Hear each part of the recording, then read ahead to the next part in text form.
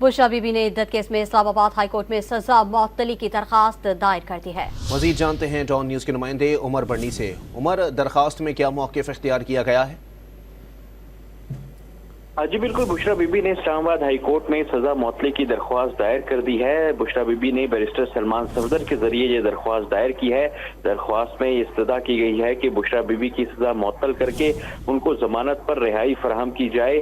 3 फरवरी को civil court ने बुशरा बीबी को 7 साल कैद की सजा जो है वो सुनाई थी।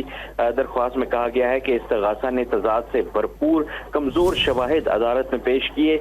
इन शवाहिद की बुनियाद पर सजा नहीं सुनाई जा सकती। ट्रायल कोर्ट की जानिब से दी गई सजा बरकरार नहीं रह सकती। दरख्वास्त में मजीद कहा गया है कि बुशरा बीबी को सियासी इंतकाम का निशाना बनाने के लिए जेल में बदतरीन हालात में रखा गया है। इंसाफ के तकाजे पूरे करने के लिए जरूरी है कि सजा मुअत्तली की दरख्वास्त जल्द निपटाई जाए। सजा मुअत्तली की जो दरख्वास्त पहले से सेशन कोर्ट में ज़ेर इल्तवा है, इस पर अदालत जो है वो समाअत करे।